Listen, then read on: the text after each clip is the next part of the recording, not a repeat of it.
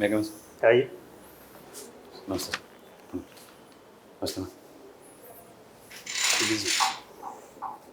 जी बैठिए।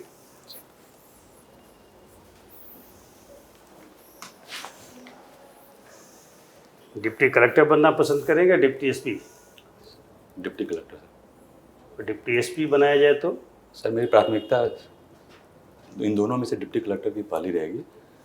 उसके बाद मैं आपकी प्रोफाइल देख के हम लोग लगता है कि डिप्टी एसपी के पद के लिए आप ज़्यादा सुटेबल कैंडिडेट हैं। सर चलिए, डिप्टी कलेक्टर को आपने ऊपर क्यों रखा है ये बता दीजिए। डिप्टी कलेक्टर में सर कार्य करने की विविधता है सर। अगर मैं डीवाईएसपी में रहूँगा तो केवल वो पुलिस कार्य में ही रहूँगा। डिप्टी कलेक्टर में मुझे कभी मजिस्ट्रेट के रूप में, कभी सरकार की जो जन कल्याण की योजनाएं हैं, सामाजिक क्षेत्र में सामाजिक सेवा का अवसर देखिए, मिलेगा। मजिस्ट्रियल पावर तो अब मिल चुकी है ये तमाम जो कमिश्नरेट वाले ज़िले हैं, और धीरे धीरे इनकी संख्या बढ़नी जानी है। जी सर। तो पुलिस को भी जी सर, बिल्कुल सही है कि कमिश्नरेट के तहत कानून व्यवस्था, लॉ एंड ऑर्डर मेंटेन करना दोनों का काम है। सर। और आपके पास जो अनुभव है एयरफोर्स का, जी सर। एक फोर्स का अनुभव है, दूसरे फोर्स भी ये काम आएगा। सर बिल्कुल आपकी बात सही है कि मैंने चूँकि यूनिफॉर्म सर्विस किया हुआ है, तो अब मैं चाह रहा हूँ कि सर थोड़ा सा मुझे विविधता मिले, यूनिफॉर्म से थोड़ा सा एक अलग तरह का अनुभव मुझे लेने। चलिए, हमारी शुभकामना, जो आप चाह रहे हैं वही हो आपके साथ। Thank you sir. तो अपनी कुछ एक क्वालिटीज बता दीजिए जो डिप्टी कलेक्टर में ही पाई जाती हो। सर मेरी ग्रूमिंग मैक्सिमम एयरफोर्स में हुई है। 12वीं पास करने के बाद हम 2004 में ज्वाइन कर गए सर एयरफोर्स में। तो मैं जूनियर अपनी टीम के साथ काम करने का जो मुझे एक्सपीरियंस मिला, और फिर जैसे जैसे हम सीनियर होते गए तो हमें लीडरशिप का मौका मिला सर। और इन सारे जो 20 साल का जो अनुभव है उसमें मुझे डिसिप्लिन और सत्यनिष्ठा के साथ काम करने का मौका मिला सर। तो ये अनुशासन और सत्यनिष्ठा के साथ मैं जहाँ तक समझ पा रहा हूँ कि मैं अपना परफॉर्मेंस अच्छा करूँगा एज ए डिप्टी कलेक्टर। ठीक है, कुछ अपनी कमियां बता दीजिए, एक दो अगर हैं तो ठीक है। कमी है सर, थोड़ा सा इमोशनल हो जाता हूँ थोड़ा बहुत, लेकिन इसको मैं मैनेज करने की कोशिश कर रहा हूँ सर। अब तो आप मैच्योर हो गए हैं, इतने साल की आपकी नौकरी हो गई, अब इमोशनल हो जाते हैं क्यों? ये तो जो ये बच्चे बोल रहे हैं इमोशनल हो जाने की बात कर रहे हैं, जो 21, 22, 23 साल वाले आ रहे हैं, जी सर। उनका थोड़ा रेशनल लगता है बोलते हैं तो। जी सर। आप बोलते हैं तो ये थोड़ा लगता है कि बोलने के लिए आपने केवल। नहीं सर, ऐसी बात नहीं है। जैसे मैं अपनी जो डिफेंस की लाइफ से अलग मैं जो सिविल की लाइफ में देखता हूँ, जैसे कभी मेरे जो मित्र लोग हैं कभी फ़ोन करके कि यार पैसे की तंगी है, उसके चक्कर में जबकि हालांकि रहता नहीं है, और मैं उनके चलिए झांसे में आ जाता हूँ, मैं उस तरीके से मैं सोच रहा हूँ कि मैं थोड़ा इमोशनल हो जाता हूँ सर। ठीक है, फिर तो साइबर क्राइम के शिकार आप हो जाएंगे डिप्टी सर, बिल्कुल कलेक्टर सही बात बनने है। के बाद भी। जी सर, तो इसको मैं अभी कंट्रोल कर रहा हूँ सर कि नहीं होना है। चलिए सर। भावना अगर किसी में है, सर इमोशन है, तो अच्छी बात है या बुरी बात है? अच्छी बात है सर, मेरे जहाँ तक मेरा मानना है कि अच्छी बात है सर। हाँ, तो इमोशन को हैंडल करने की जी सर। क्षमता होनी चाहिए। जी सर। इसको एक शब्द बोला जाता है इमोशनल इंटेलिजेंस, बिल्कुल। भावनात्मक बुद्धिमत्ता। जी सर। अगर आपके अंदर ईआई या भावनात्मक बुद्धिमत्ता का विकास करना है तो क्या क्या आप करेंगे? सर भावनात्मक बुद्धिमत्ता का मुझे अगर विकास करना है तो मुझे अपने अंदर के भाव को समझना पड़ेगा, ठीक है, बिल्कुल। और उस भाव को कहाँ पे कैसे एक्सप्रेस करना है उस पर नियंत्रण भी करना पड़ेगा। बिल्कुल। फिर जो सामने वाला किस परिप्रेक्ष्य में सोच रहा है उसके भाव को भी मुझे समझना है कि सच्चाई में वो मतलब एक्सप्रेसिव है या अंदर में भी है, तो उसकी भावनाओं को सूक्ष्म स्तर पे समझना पड़ेगा। और मैं अपने पे सेल्फ कंट्रोल भी करना पड़ेगा कि मैंने अगर गलत कोई काम कर लिया है तो उस पर मैं अपने पे एसेस करूँगा, और इन तरीके से नियंत्रण करते हुए मैं अपने ईआई को कंट्रोल करूँगा। आप गोलमैन के 5 कंपोनेंट बता रहे हैं सर। गोलमैन का नाम जी सुना सर, है? डेनियल गोलमैन का एक सिद्धांत भी है सर ये। इस पर है। अभी भारतीय क्रिकेट टीम जो है जी सर। तो मंदिर गए हुए थे, बड़ा विवाद उस पर चल रहा है। सेना में आप रहे हैं, वहाँ पर भी अलग अलग धार्मिक जो है प्रैक्टिसेस होती रहती जी हैं। सर।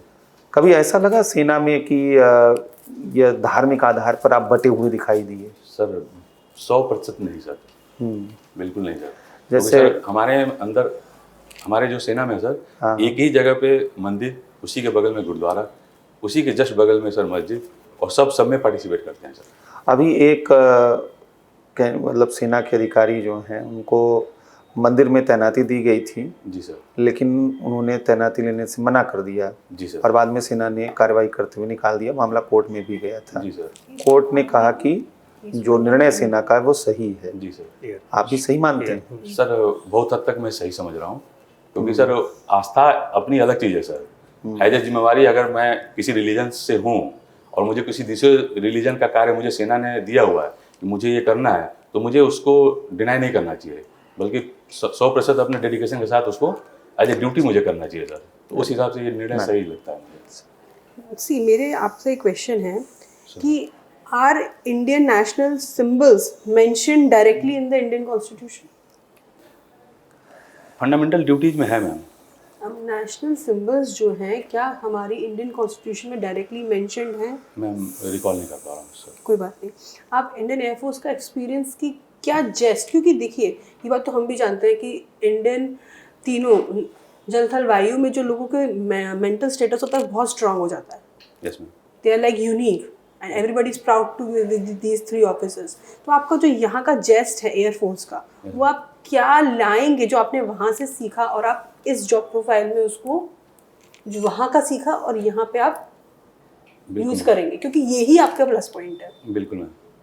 और सेना के अंदर हाँ, जो भी आपका पास एक्सपीरियंस है एयरफोर्स का, उसमें आपने कुछ आपकी जो ट्रेनिंग हुई है उसमें से क्या एक ऐसी चीज़ है जो आप चाहते हैं कि मैं इस पथ को जब मैं कार्यरत हूँ तो मैं यहाँ पे ये चीज़ लाऊं जो कि और बच्चों में नहीं है, बिकॉज वो फ्रेशर्स। आप समझ रहे हो मैं क्या चाह रही हूँ? Yes ma'am. जो आपको लीवरेज देंगे इस पोजीशन के लिए। तो सबसे बड़ी बात मैम, हम लोगों को हमारी जो ट्रेनिंग है, तो ट्रेनिंग ने हमें उतना स्ट्रांग बना हुआ कि हम किसी भी परिस्थिति में हार नहीं मानते मैम।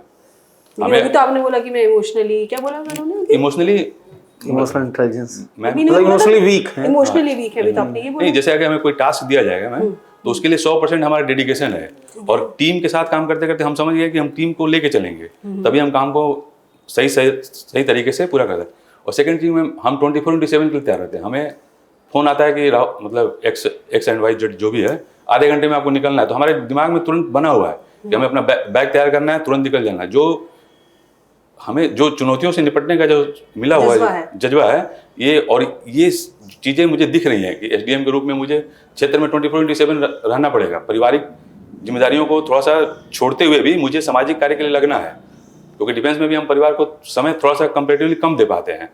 तो इस चीज़ के हिसाब से मुझे थोड़ा एज है इसमें, और मैं इसको पूरी तरह सत्यनिष्ठा के साथ काम करने की पूरी कोशिश करूँगा। All the best.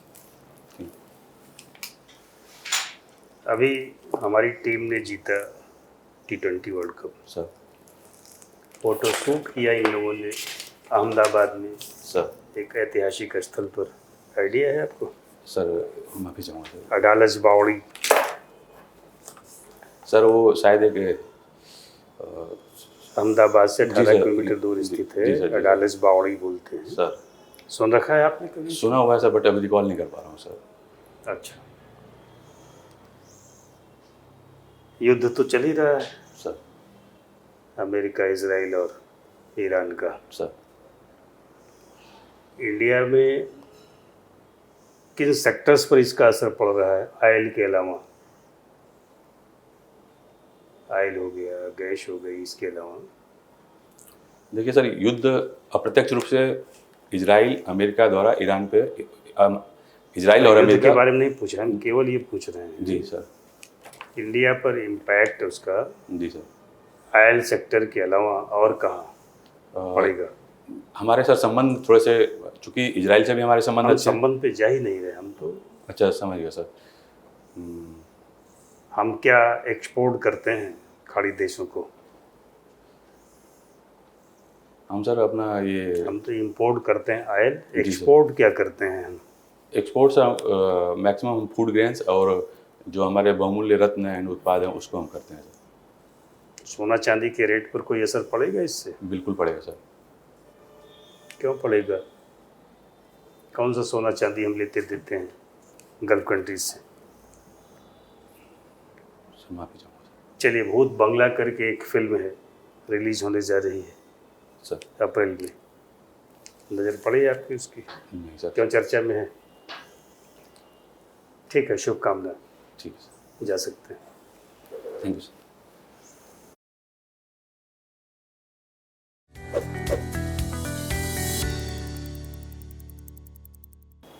कितना अंक देंगे अपने आप को आप? माफ़ी चाहूँगा सर। नहीं नहीं, फिर भी 16 को आपका इंटरव्यू है। जी सर। देखिए, आपने तो 15 साल जॉब की है। 20 साल सर। 20 साल, जी सर। तो 20 साल का एक्सपीरियंस है आपके पास, ये काम आएगा। सर। ये इसको बोर्ड भी समझता है। सर। आपको सलाह बस इतनी है कि और अपडेट कीजिए अपने आप को, न्यूज़पेपर पढ़िए, न्यूज़ सुनिए। सर। जिन प्रश्नों का उत्तर ना आए, सॉरी बोल दीजिए सलीके से, सर। और जिसका उत्तर आता है टू द पॉइंट बता दीजिए, बहुत विस्तार में बताने की ज़रूरत नहीं है। सर। और इस भाव के साथ बैठिए कि आप सेलेक्ट होने जा रहे हैं। सर। सर। चेहरे पर निराशा का भाव नहीं झलकना चाहिए। सर। कॉन्फिडेंस है, आप बोल रहे हैं, बता रहे हैं, सर। ये सब प्लसेस हैं। पर्सनालिटी आपकी अच्छी है। हमें तो लगता है डिप्टी एसपी आप बनते तो ज़्यादा ठीक रहता है। क्या डिपेंड करता है कि आपने कितना स्कोर किया है 1500 में। सर। डिप्टी कलेक्टर लोग 40 नंबर भी पाके बन जाते हैं, आप 60-65 नंबर आपको मिलना चाहिए। Thank you sir. डिजर्व करते हैं आप 65 के लिए। थैंक यू ठीक है, सर। न्यूज़पेपर पढ़िए, न्यूज़ सुनिए, टू द पॉइंट आंसर दीजिए। जिस प्रश्न का उत्तर ना आए, सारी बोलिए सर। और पोलाइटली बढ़िया बातचीत कीजिए। ठीक है, शुभकामना, अच्छा करेंगे sir. Wish you all the best. Thank you sir. हाथ नहीं जोड़ना है। जी ठीक है। एक्चुअली सर फौज में रहे तो हम लोग को जैन करके सैल्यूट मारने कहा था तो निकलते समय अब यहाँ पे नहीं, निकलते समय तो सर अब जैसे हम लोग घुसते ही सैल्यूटिंग का है कि घुसते ही पहले सैल्यूट देने का। हाँ, वो तो अब आदत हो लगी गई। हुई सर। हाँ। अब उसके चक्कर में अभी भी लौटते समय मत करिए, थैंक यू बोल करके चले जाइए, ठीक है सर। ज़्यादा ठीक है। हाथ जोड़ना लगता है याची की भूमिका। हमारे आप एयरफोर्स में 20 साल रहे और आप डिजर्व करते हैं, कुछ मांगने थोड़ा गए हैं। नहीं ठीक है आपको देश सेवा करनी है, समाज सेवा करनी है, लोक सेवा करनी है। सर। सर है ना, वहाँ बैठे हुए लोग सुटेबल कैंडिडेट तलाश रहे हैं, बस इससे ज़्यादा कुछ नहीं। जी सर। ठीक है, श्योर, थैंक यू बोल करके जाइए। ठीक है।